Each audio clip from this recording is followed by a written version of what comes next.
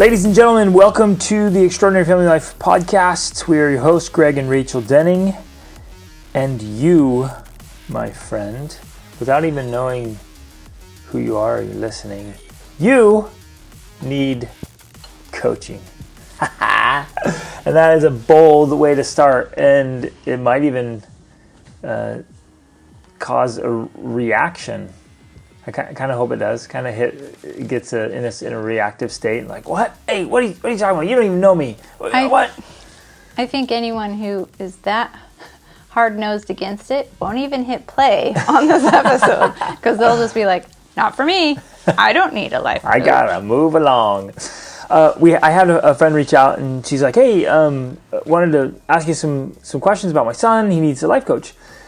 And kind of put like this little smiley face, like, and I strong back. I'm like, everybody needs a life coach. Smiley face, like, he needs help. Yep, he needs some help. So he needs a coach. And it's interesting. What it is I'm glad she reached out. It's fantastic. I'm going to help.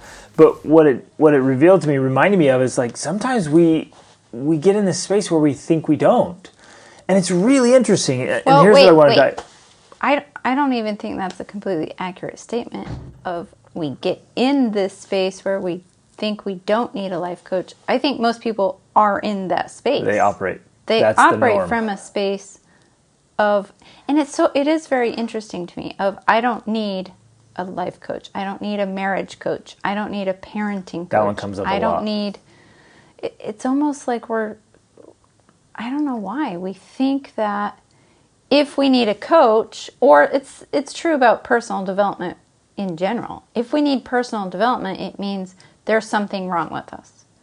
And in some ways, okay, that's true, because there's something wrong with all of us, yep. Right? None of us are perfect. That's great news. There is something wrong with you, and that's great news. Right.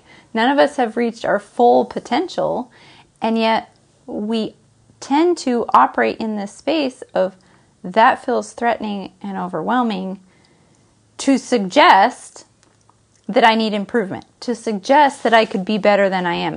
And you see this a lot, you personally see this a lot with your coaching clients, sometimes especially with their spouses. Like, you have a lot of coaching clients who have spouses who can't stand the suggestion of needing personal improvement, because that's a threat to their ego and their identity of, well, I'm not good enough the way I am if you think I could improve.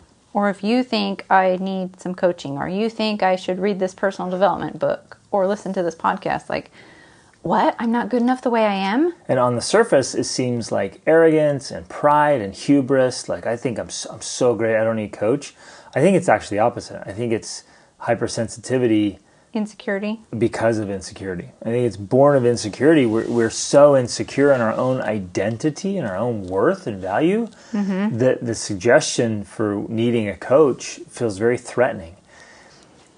And I wanted to contrast it because in sports or music, those are easy examples. We totally get it as a society. Mm-hmm. Like, hey, let's say you're gonna start playing tennis for the first time in your life. I mean, you'll go goof around, but you're like, I got to get a coach here. Mm-hmm. I got to get somebody to teach me. You're gonna join a team. You're gonna have a coach. In fact, you can't even go get on a team without a coach. Exactly. You can't go take lessons or learn something without a coach. Same in music. You're gonna hire a tutor. If you decide just to pick up the cello right now, whatever age you are, and say, I'm gonna start learning the cello. Now, you could get on YouTube and start learning some things, which actually that's a form of coaching. Right. You are getting a coach. If you teach yourself, quote unquote, on YouTube, well, you're still getting coaching because you're learning from someone who already knows something. Exactly. But why? Why in the world do we resist it so much in life and marriage and parenting especially? Mm-hmm. It's like those are like sacred cows are forbidden. In fact, we even had a conversation with our friends yesterday, like, especially in family settings or extended family settings, it's like just absolutely forbidden to bring up any suggestion for improvements, right? Or to point out where you're faltering or failing. Right. And many of you can relate to that. Like, your extended family, like, oh, no, you never touch that one. And again, even with, if you wanted to go get in great shape, right, and you wanted to get a gym membership, you're likely to hire a personal trainer. Like, hey, show me show me how to use this equipment here. I don't know how to use it. And tell me what to eat and what to do so I can, make my arms a little firmer and lose a little size around my midsection. We're going to seek out help. The same has to be true for the most important aspects of life, of how you lead your own life and your family. So I return to where I began. You, sir, and you, madam, need a life coach. Well, we all do. And I think that there is kind of this stigma, perhaps, that, even with our friend here in this comment, like, well, if you need some coaching in life, it's because you have problems or you have issues or you haven't figured things out. And if you haven't figured it out, then, something's wrong with you. You're failing.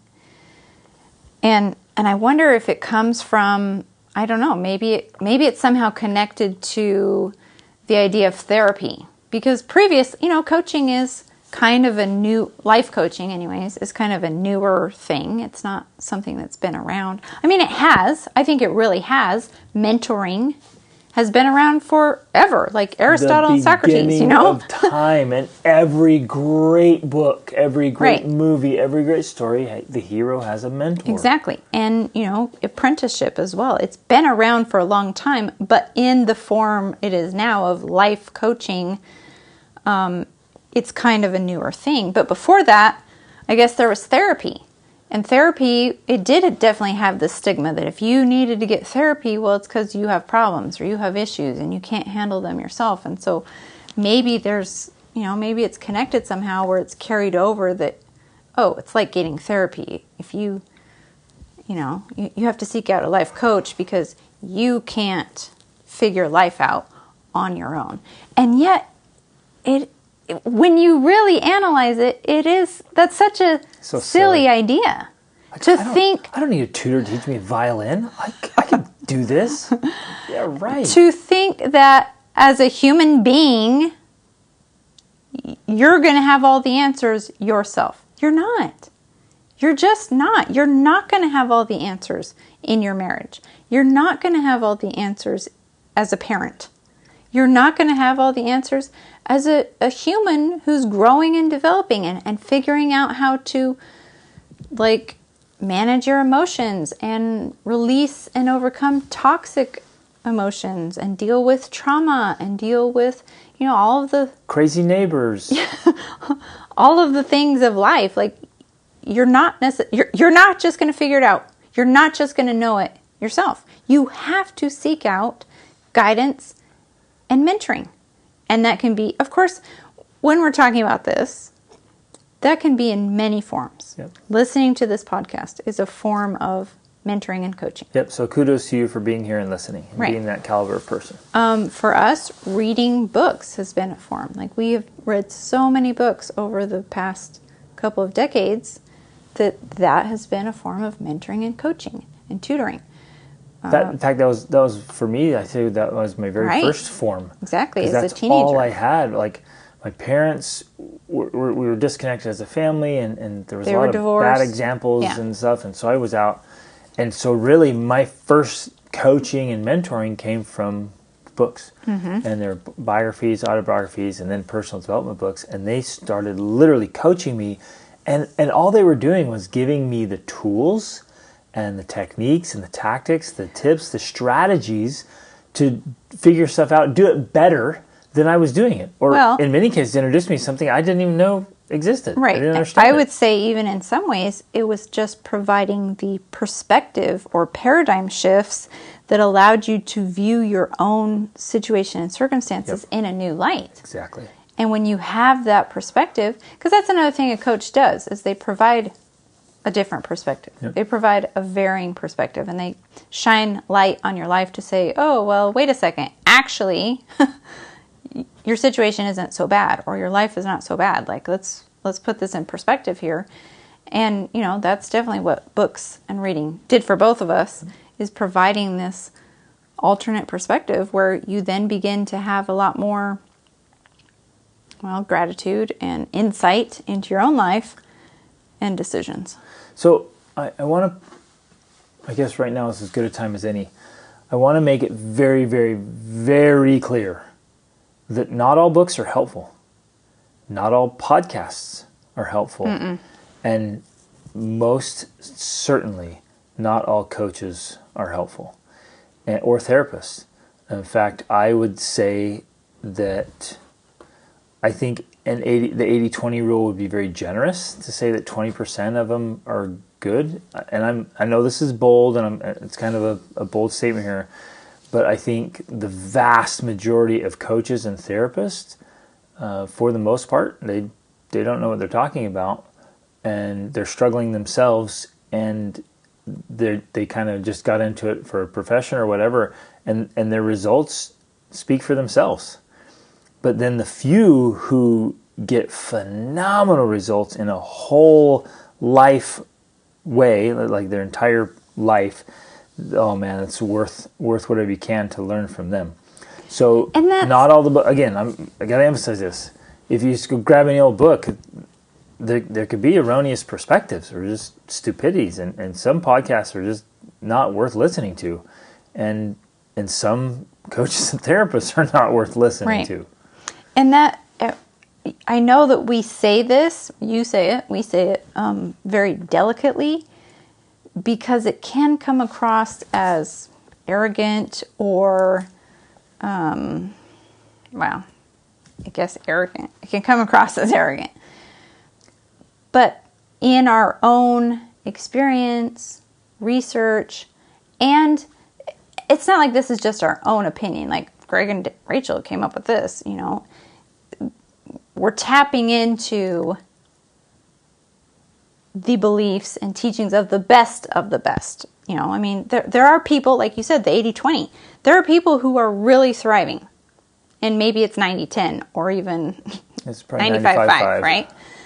There are people who are truly thriving and succeeding, not just in one area, because the way we define success is not success in one area.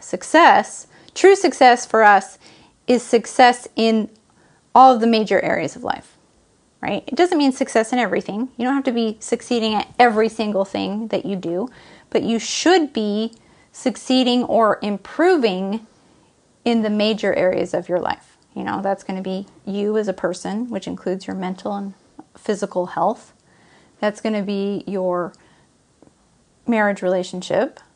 That's going to be your parenting relationships, your finances. You should be growing and improving in those areas. And if you're only succeeding in one of them, money is one of the obvious things that people succeed in at the expense of other relationships or other areas of their life. That's not true success, right? And so you have to be very careful as you're seeking out coaches in your life to find people that you learn from that are truly succeeding in the major areas of life and not just in one area, because it can make them, we like to say, lopsided. Well, let me expound on that a little bit, because, and again, we're saying this in a way that I'll learn from these experts in these fields, right? If they, in that area. If they're phenomenal in that area, I'll learn from them. But I'm always learning cautiously. Right. Because very often, when you dive in deep, you're like, there it is. The only way they're able to succeed is because they sacrificed their marriage or their health or their mental state on the altar of success in that area. So they're out there sharing their strategy. They're like, this is what I did. This is what you have to do. This is how you get it done. And this is how you succeed. And people, huge audiences are sitting and listening saying, I'm going to do that, without considering the exchange rate. Yes, exactly. The full cost in your whole life.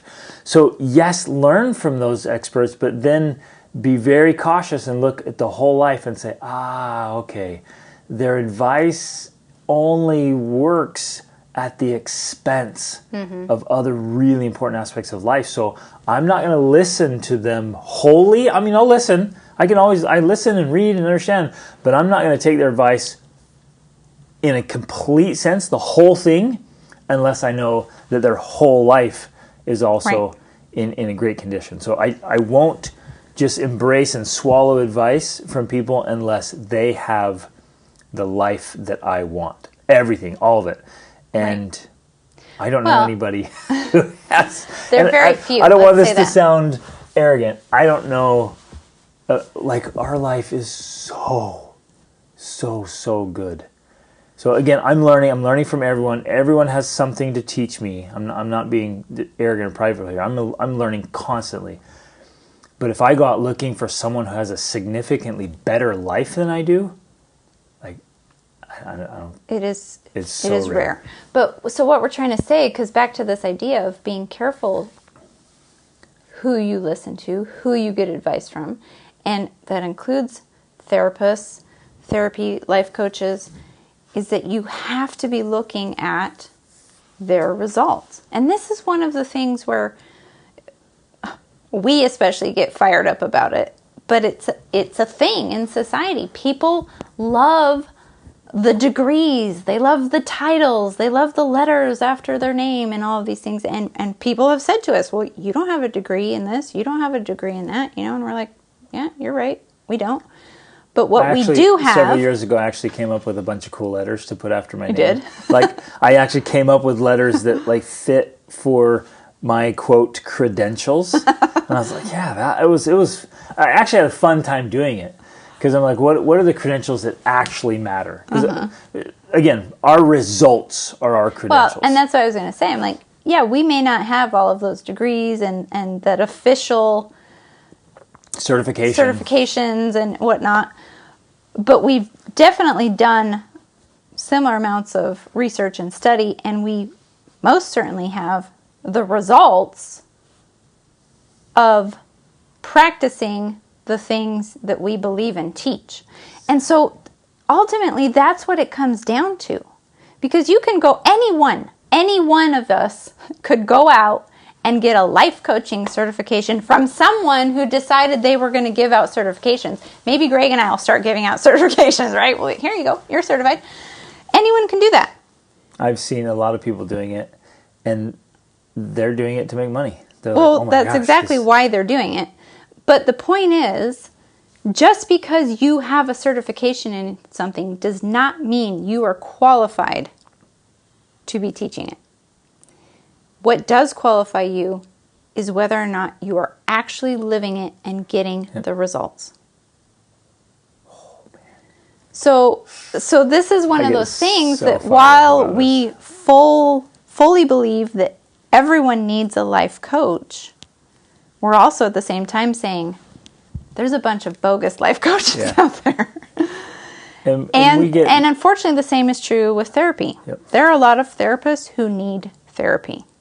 Big time. Because they cannot even manage their own lives, and yet they're passing out advice that they've been taught through it's theory, not actual practice. Yep. And they don't live it. They just it's theoretical. Well, and I think some of the therapy, it's not practical. Right. Like, if you applied it and used it, it doesn't actually play out in the real world, Yeah. So there's some of that. So we have to be careful. We do need to seek out life coaches. But if you wanted to learn the violin and you went to someone who couldn't actually play the violin, but they're a great pianist. They'd read all the books. Even that would be better. If someone knew the piano, at least they know music theory, all that kind of stuff. But if they'd only read about it and never actually played, that's a problem. And I think that too many life coaches are like that. They've read and they've gone through their certification, because, they teach them things in these certifications. So it's not like that you don't learn something. But learning it and living it are two different things. Learning it and living it are two very, very different things. And living it in a sustainable way. So anyways, that's our little rant there about going about it the right way. So you get that stack of books and the podcasts and the videos and the coaching and work on it. But circling back now to the need for it, I think when we have, like, we're in a good humble state and you just have this honest conversation, even people who are super hypersensitive about their insecurities, or on the other side, people who are extremely arrogant for whatever reason, even they will acknowledge, like, when you're having a good conversation, like, well, of course I don't know everything. Of course I don't have it all figured out. Of course I don't. Like, it's so, like, marriage and parenting, for example, are so complex. Yeah. And there's so many situations and circumstances and variables. It's constantly changing. Your children are constantly changing. And just life events and circumstances are constantly changing. So I don't know, even in the super sensitive or the super arrogant are going to be like, no, I got it all the time. And when you really slow down and say, well, how could you be better at this thing? How could you be more optimized? How could you be just a little more dialed in, a little more productive, a little more effective, a little more influential?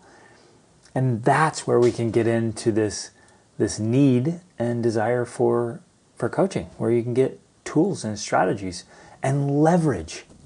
So like your 28-day challenge is a perfect example of coaching, because it's starting with just these charts and systems after 22 years and home education and traveling all over the world and 7 kids.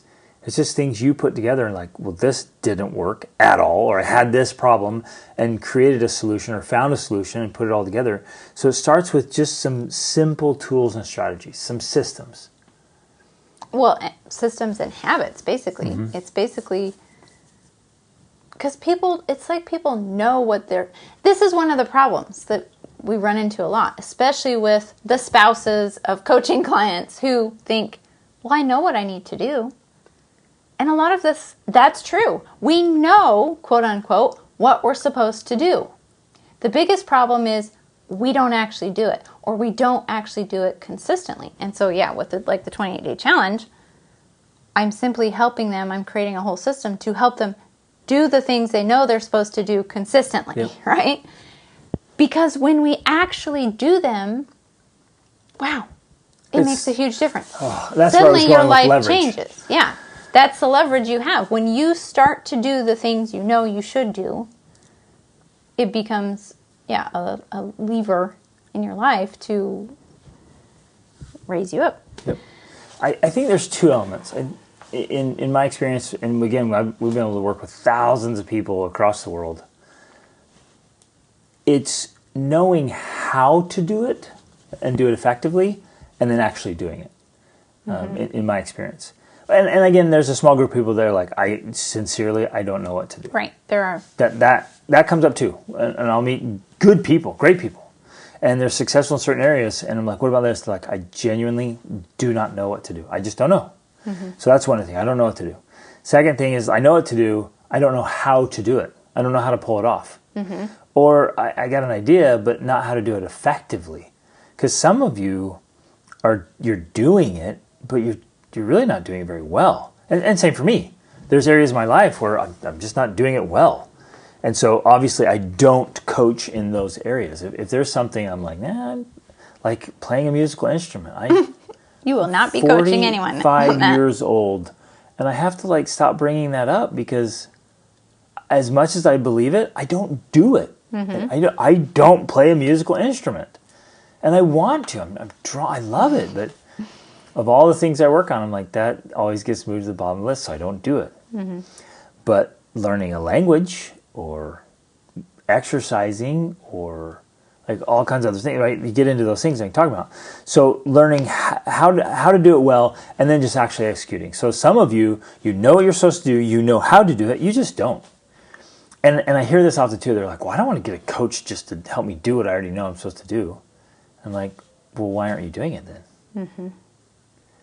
Some of us need a coach simply because you don't do what you know you're supposed to do. Right, that's the only reason. And if only for accountability, it's worth it. That you have to report daily or weekly and say, this is what I did and this is what I failed to do. That is power. But a great coaching will help you by asking questions, because it's unique for every person. there are common denominators for sure across the board. Common denominators, things that everybody needs to do. But beyond that, it's very unique to you. Right. Well, and what I think too, I'm thinking as you're speaking, is that there's also these variables that come up because, like you said, there are common denominators. We could say, oh, if you want to get in better health and have more energy, here's the common denominators, like drink more water in the morning and, intermittent fasting kind of. There'd be certain things that we would mention that we've talked about a lot in all of our other podcast episodes.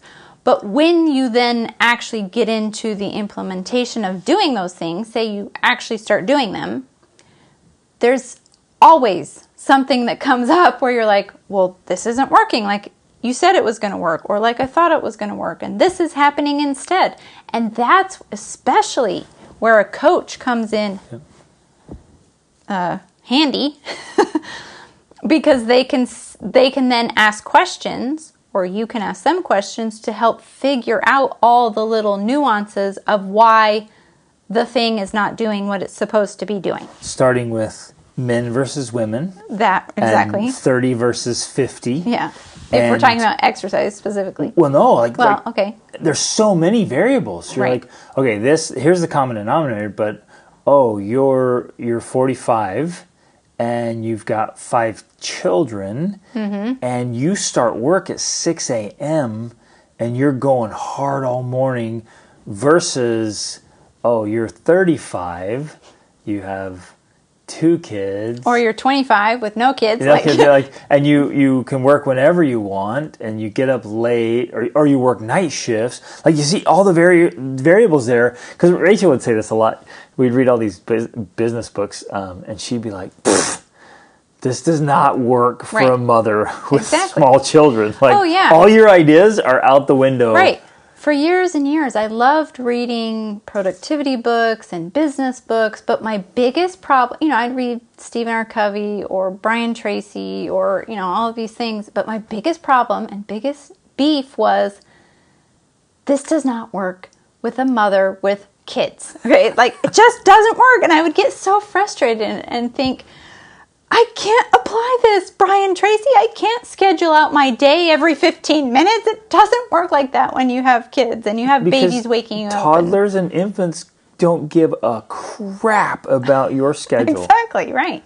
And so I had to learn how to take all of the things I was learning, which was great advice, it was great strategies, but I had to make them adaptable to my life. And family life, yeah. Family life, right. And so that's where the coaching comes in because it adapts the strategies and the techniques and the tactics to your unique situation. Exactly. And your both your desires and your true priorities. Right. Because we could go on and on about, if your number one priority is earning more money, this, and this.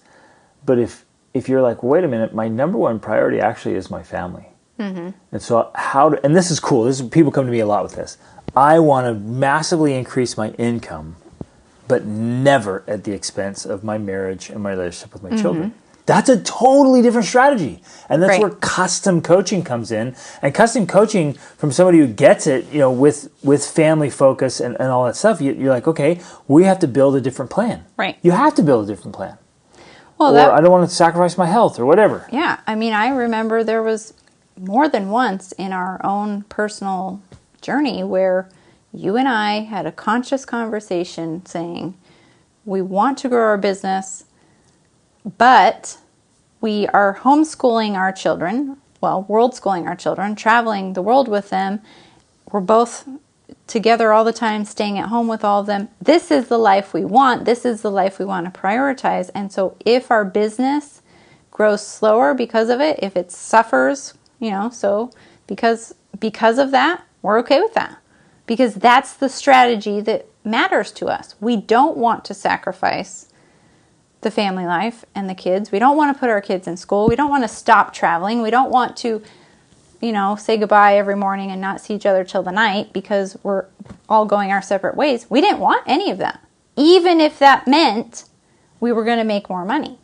Now that didn't mean we didn't want to make the money. We did. We just had to find out different ways to make the money that still prioritized that lifestyle we wanted to have. Exactly. So all of our strategies had to work around The lifestyle. family lifestyle, which was the priority. Exactly. So family lifestyle is in place, and we had to get crystal clear about what that meant, what that looked like.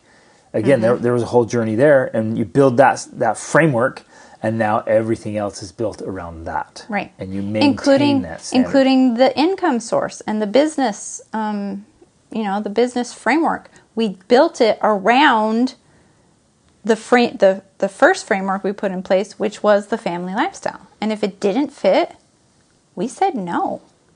We were willing to say no to things that did not fit into that lifestyle.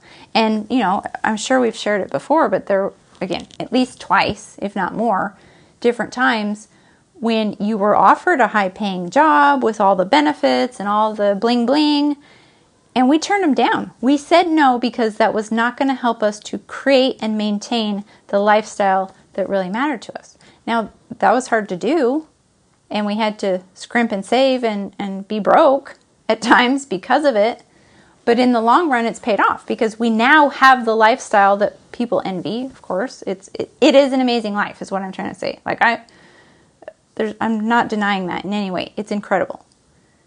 But it was because we were willing to make those sacrifices early on and to build our life, our business, everything around the lifestyle we wanted, and to customize all of the... It's not that we haven't used traditional or, principles of success. We have used them. Lots of them. But we have adjusted them to work for the lifestyle that we wanted to have. Right, and that's not easy. It's not. In fact, in our experience, I would say that the saying no to certain strategies or techniques or targets is extremely rare. Mm-hmm. Because most people, in fact, even, because we live and operate in this world, I see it all the time, I hear it all the time. They'll even make those recommendations, coaches or mentors or whatever. They'll say, "Well, it's just for a time. Yeah, you got to make sacrifices. You got to take risks. You got to do stuff." And they'll justify or they'll rationalize to try to get a result. And man, almost invariably, there's this too heavy of a cost. It's too much. It's too painful, and it wrecks the marriage, the very thing you want most. Right. In this effort to try to get what you think you want. It's really crazy. Right. And now that being said, there are times when you do have to be off balance a little. But for us, that's limited. It's generally weeks, maybe a month or two at most. That's our time limit. If you have to, and this sounds crazy, if you have to work more than 8 hours a day for a period of time so we can achieve some goal, we're willing to do that. But we have a time limit on that. That will last 2 weeks to a month, right? This is hilarious. I know, it's so funny. If you have to work. I don't work full time, right? I haven't for years because I put my money where I practice what I preach.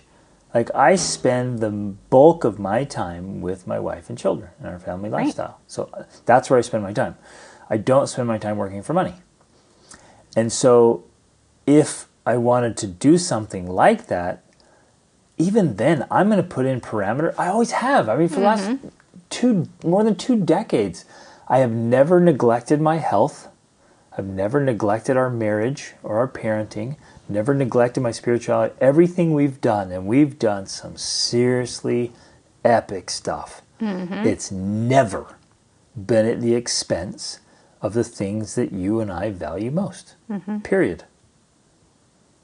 So, it hasn't been going back to business. Business growth hasn't been near what it could be, but that wasn't our priority. And yet the irony is, because even as you're sitting here talking about this, you and I know people personally, we've talked to them, who are supposedly making millions of dollars, all of this money, and yet you've talked to them, and when you get into it, you ask them all the questions and the breakdowns, and I'm paying this much in advertising, and I'm paying this much in these people I've hired, and I'm paying this much in this and this and this, and when at the end of the day, they're basically making what we're making, but working 12 hours a day, or stressed, 16, and just they're grinding. Their family is suffering. They're suffering. Their health is being sacrificed.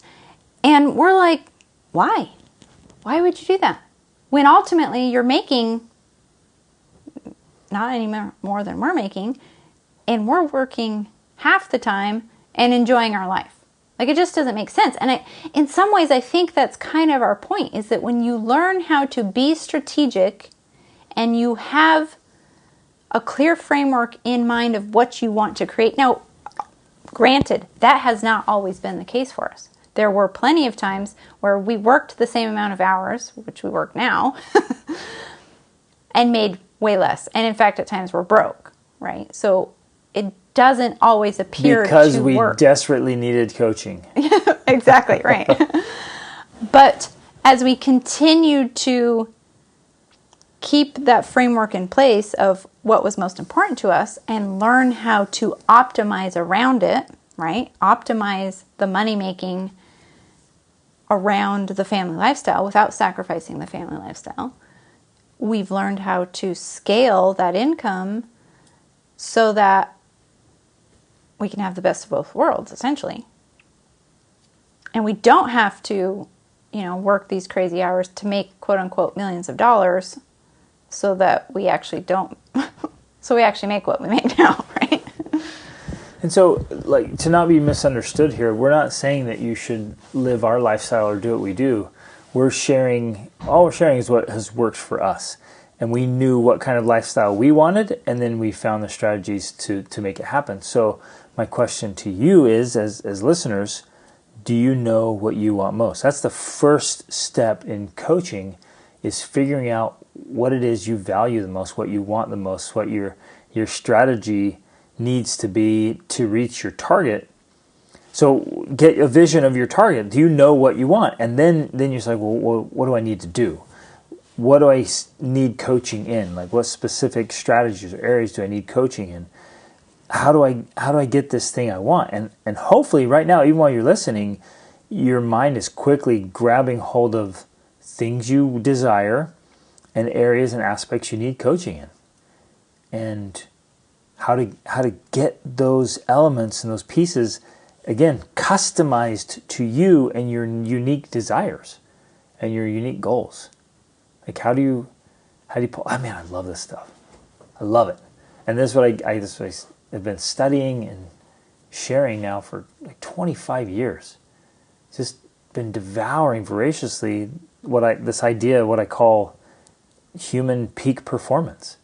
Holistic optimization. Yeah. That's the other thing you call it. Just figuring out what it is I want, or you want, and helping you do that, and then how to get it in the most effective ways, and then get long-lasting results. I think that, probably one of the most common, I don't know if challenge is the right word, but I'll use that. The most common challenge you see is that people, they lack clarity. Yep. So like you were just saying here, too many people just don't know what it is they want. They're just not clear about it. They think they want to earn more money because they want whatever, a bigger house or a nicer car, or just to be able to do more things as a family, or to travel, or all these things. They think that's what they want. But it's so vague that it's difficult to pursue a vague goal. Like, the only way we've been able to achieve any of the things that we have, and we have a huge list. Like, I'm not going to brag, but we really do have a big list of things we've achieved. And not the most recent is just, moving to Portugal. We're here in our house in Portugal, which that was a dream we pursued, and now we're here. But we just finished 6 months of full-time travel. Like, that's a big deal. If you've ever been traveling with a family, you know that that's a ton of work and a ton of money. And we just spent 6 months traveling full-time to 17 countries.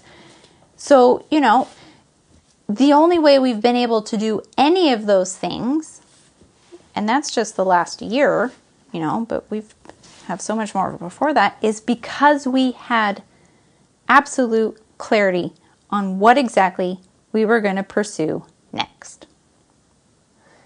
Here's another, gosh, I keep thinking through these single aspects. I'm like, man, if you only got coaching just for that, it would be worth it. And this is one of them. Just to get over vagueness. Yeah. I just did this training with my men's group in the Be the Man Masterclass in Tribe. We talked about clarity. In fact, I'm doing a 2-part coaching session with them. We just did part 1. And if you had a bow and arrow right now, and I said, okay, go ahead, go right now, just shoot, fire, let go. But you had no target, or right. Like it's in the fog, and you can't. They're like, where do I shoot? And I'm like, just shoot, go right now, let that thing go, just fire, pull the trigger, and you're like, where? Right? You can't see it, and that's exactly what's happening. And it's with simple things like people come and like, no, I know exactly what I want. I want to be healthier. Like, great. What does that even mean? Mm-hmm. Well, I want to be healthier. I want to be more fit. Well, what's that? Mm-hmm. Like, give me something you can measure. I want specifics. Right. I'm like, well, I don't know. I'm like, there you go. Like, how are you going to measure healthier? If you don't know exactly what it is you want, you don't know what to do. And even with exercise, that's a perfect example, because if I want to go exercise in the morning, well, one of the problems is I don't know what to do. But if I know, I want to strengthen my legs and define my arms, well, now I'm specific. Yeah. Now I know exactly what to look up for coaching on YouTube is defining my arms, right? That's specific. Exactly. That's clarity. And that helps you actually make progress. But as long as we remain vague and think, because like you were mentioning before, when people, they don't know what to do, or then they do know what to do, but then they don't execute, part of the problem is they lack clarity. They can't execute because they don't know exactly what to be doing. Yep. And so you have to get clear. I want defined arms. I want a 6-pack. I want to lose weight. And then even more specific, how much weight? When you get clear about that, then you can take specific action toward actually achieving that specific goal. Yep. I'll do this with my clients. They'll say, I want to lose some weight. Well, how much? Well, I don't know. Okay, give me your ideal weight. What is your ideal weight? And they're like, oh man, it was high. Usually the conversation goes like this, like back in high school or college, I was a college athlete and 185 shredded. Like, boom, there's your ideal weight. Okay, where are you at now? And we know the discrepancy. I'm like, okay, when you're going to be there? Give me a date when you commit. And I usually have them pick an anniversary or a birthday or something that gives them plenty of lead time. Say, okay, now you're going to get to your ideal weight by this date. Here's how we're going to do it. And then lay out the very specific plan to make it happen. Mm-hmm. It's incredible. And it works. And it works like a champ. In fact, one of the guys in our master class, he was dropping weight like crazy. We went a very specific plan and strategy for what he wanted to do. And he was dropping. And then he had a horrible accident and just destroyed his collarbone in multiple chunks. So they had to put big rods and plates all through it, rebuild the whole thing. And initially it was like, there goes my health plan, right? There goes, I can't exercise. And as soon as I was like, I told him, hey, I'm so glad you're okay, that everything's good. Like one of the first things I said to him was like, do not deviate from your plan. Mm-hmm. And he's down another 9 pounds since the accident. Wow. Right? Because he's sticking to the intermittent fasting. And he's tightened things up. Things that he can still do. I'm like, dude. It's customizable. Exactly. And you helped him stay in the mindset of this can still be done. Yep. It doesn't mean I have to give up on my dream just because I faced an obstacle, which is another key aspect of coaching, because guess what? Every single time we have pursued something we wanted to do, we have faced obstacles. You are going to face obstacles. That's inevitable. But if you have someone coaching you and helping you, then you're able to move through those obstacles, which is actually how you achieve your goal. You won't achieve your goal unless you move through the obstacles, and the best way to move through the obstacles is with someone helping you and coaching you and cheering you on. And the majority of the time obstacles pop up, at least from my observations, they stop people in their tracks. So they're pursuing something, obstacle pops up, one or two of them pop up, and then they stop. Right. And coaching will get you through or around or over the obstacle and to keep pursuing it. Where otherwise, you're going along, things are going great, and then, oh, but I got sick, or oh, there's a change in business. Oh, this happened, so I just stopped. That's probably the most common story in humanity. Right. And another reason why we have to have coaching. Right. If you got coaching for nothing else but that, it would be worth it. Right. Well, I'm just sitting here and thinking, one of the benefits of our marriage and the relationship that we have is that we are each other's coaches, essentially. And it is interesting how it works out, I think. I've noticed that we tend to, I don't know what the word is.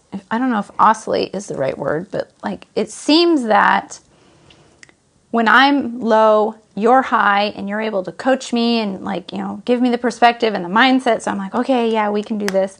And then I'm high when you're low, and I can do that same thing. I'm like, babe, it's okay. We're going to do it. We've got this. We're doing it, And it's just so fascinating how that works, and that we are there coaching each other. Now, that's the ideal, I think, for relationships. Obviously, a lot of them are not there, and we can't. Unfortunately, a lot of spouses can't coach each other because of the things we talked about before. You can't even bring up that, hey, you could be better at this, or you could do this better, because it's perceived as an attack or a threat. And that's just so sad to me, because I just feel so sad, because I know that the intention of these spouses who want to help their spouse be better, it's not because they view them as inadequate or view them as less than. It is actually because they love them so much, and because they are experiencing such positive effects from personal development and reading and podcasts and coaching, that they want to share it. They want to share that with their spouse. And it's sad to me that when they try to share it, they get shut down or attacked in self-defense, essentially. The spouse feels attacked, so they're defending themselves and attacking back. And it doesn't have to be that way, because it can be this beautiful journey that you share together of shared growth and development. And that's one of the best aspects of marriage, I think. I think that's one of the best things about it. And then you can become each other's coaches. Yeah, and growing together is one of the best things in life. Yeah, it is. So I guess that's a good reminder. You don't have to be defensive because you're not being attacked. Right. There's no reason to defend yourself if you're not being attacked. And it's good to settle into this place of, yeah, of course I have flaws. Of course I need help. Of course I'm not doing it all. That's the irony, is some of the most defensive people will be the same ones that'll be like, oh, I'm failing, I'm doing terrible, I'm just totally messed this all up, it's horrible. And you're like, yep, here's something you could do. What are you saying? What do you think? You think I have to do this? What? And they'll just flip flop like that. Just like, no, it's okay. Mm-hmm. It's okay to just embrace that and be like, yeah, I suck. I suck. I want lots of help. Why wouldn't we? Right. I guess that's ultimately what the message I want to share is like, why wouldn't we want help? If there are ways to do this more effectively, why in the world would we not want that? Right. And I do understand why people, they don't want to say I suck, and I never actually say that myself, but they don't want to admit that they're not good enough because it feels very frightening. It feels like you're not loving yourself. And that's not what we're saying either. You and I are both very confident in our self-love. We don't have a problem with that. And so for people that aren't there, that is a challenge. You do need to love yourself. I think we're good at it because we detach it. Well, okay, that's part of it. But what I was going to say is one of the best ways to get at a place where you love yourself is to embrace your own weakness and go seeking for improvement.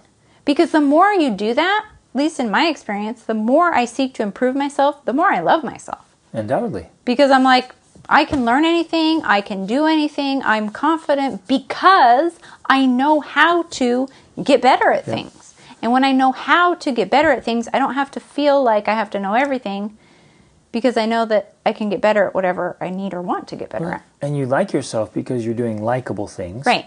And you're growing and improving and celebrating that. Right. So you like yourself. So that's something to like about myself. And growth and development is an act of self-love and self-respect. Because I respect myself, because I love myself and my family, I'm going to become better. Right. It's just so good. But I think ironically it becomes this negative cycle where, because I am trying to love myself, but I'm, uncertain or lacking confidence, then I resist improvement, because then that just admits my own insecurities and my own faults. And so that continues then to spiral downward into more self-loathing and more incompetence, which, that just and ultimately ends in disaster. All of that is built on a false belief of, well, I should just love myself as I am, and others should love me as I am. It's totally fixed mindset, false idea that I just should love myself right as I am. And no. If you love yourself, you actually want to improve. You want to continue to get better. Exactly. I want to clarify quickly, and then we'll wrap up. What I meant by detach is if, for example, I'm not very good at something, we could pick anything. Maybe I'm not playing an instrument. Good at playing an instrument, or I'm not good at public speaking, or I'm struggling with communication, or I have a challenge with time management, or whatever. And there's no such thing as time management. Nobody manages time. You just manage yourself. So maybe and your energy levels. Stink at self-management or energy management, whatever. Just pick your thing. That doesn't have to have anything to do with me and my inherent worth as a being. Like if I lack self-discipline, it doesn't take away my value and worth as a person. I detach that. Not so detached that I'm just you're nihilistic, fat slob and schmuck, and nothing matters, and not life matters, nobody cares. That's totally nihilistic and wrong. But in that, okay, I can't play the violin. Does that make me an unlovable person, or a terrible person, or of little worth? And so detach those things and say that's something I do, not something I am, and I'm going to work on those things. And so you keep growing and progressing. But anyways, you guys, thanks for listening to this. It's hard to emphasize this element enough. We all need and want guidance, help to become our best selves. Life is too short to figure it out on your own. You can't. Yeah, there's too much, and it can be so good. We meet people constantly and hear stories of so much suffering and so much hurt. And the saddest part is when it's self-inflicted. When it's totally preventable suffering. And I just think, man, it doesn't have to be that hard. There are power tools for that. There's leverage for that. There's ways to prevent that or change that. And some people just persist in the pain. Well, it's even sad for me because, we're obviously not clueless to things that are going on in the world, specifically Ukraine and the refugees and, those types of things. And we've heard personally from people who are experiencing horrific trauma and tragedy. And it is just heart-wrenching and sad. And there's so much that's outside of their control, right? Yep. But ultimately, for me, what at least gives me peace and hope is that there are still things within your control. And these have been our favorite books for a long time, but I think these books are life-changing. Things like Man's Search for Meaning by Viktor Frankl, and The Hiding Place by Corrie ten Boom, and the Gift and the Choice by Edith Eger. I mean, these were people who have experienced, these are people who have experienced real tragedy, real suffering, real heartache, like more than many of us will ever know, more than I've ever known for sure. And yet their message is this message, like, you still have a choice. You still have power. You still can be the master of your fate. And so the saddest part to me is when people reject even those ideas. You know, they think that they're in so much suffering. Someone reached out to me recently in my email and told me about someone they know personally that's a refugee from Ukraine, and they've had so many people they know personally die in the war, and, you know, so much sadness. And I recommended these books. I'm like, she needs these books because they will help her. And the response was just like, oh, she doesn't read. And I literally felt heartbroken, because I get it, you know, some people just don't read. But if this is something that, you know, we like to call it bibliotherapy, this is a type of therapy that will heal you. It will change your life. It will heal wounds. And we need it. And it essentially, it is another form of coaching, to be coached by someone who lived in a concentration camp and went through those horrific experiences. That can teach us, that can heal us, that can mentor and guide us to find peace in our own lives. And we need to seek that out. We can't just discount it. And especially in today's age when, fine, you don't read, listen to it on Audible, or watch it on YouTube. I guarantee there's someone reading the book on YouTube. Like, there's so many other sources to just discount it and continue to live in suffering. We don't have to do that. Yeah. We can heal, and we can have hope, and we can move forward to actually create a life that we want to live. So awesome. So awesome. So, get the books. We both have recommended book lists. Keep listening to this podcast. Thanks for listening. That says a lot about you, that you're here even engaged in this conversation. And ladies, join Rachel's 28-day challenge. It's phenomenal. And gentlemen, join the Be the Man Masterclass and Tribe. Get in there with us. Get the coaching. Get the strategies, the tools, the tactics. And then I have one opening for personal one-on-one coaching. If that's where you want to go. But whatever you do, just commit to invest in yourself and in your family and in your future, and in getting the mentoring and the coaching and the guidance. So I think ultimately this is what it's most about, that you can tap into your potential that's dormant. Like, you have so much power and so much potential, way more than probably you realize. And it's just sitting there on the table, waiting for you to pick it up and put it to use in your life, and you'll be able to do genuinely extraordinary things if you can tap into that and make it happen. And coaching is one of the most effective ways to unlock that potential and to go be the very best version of yourself. Okay, love you guys. Reach upward.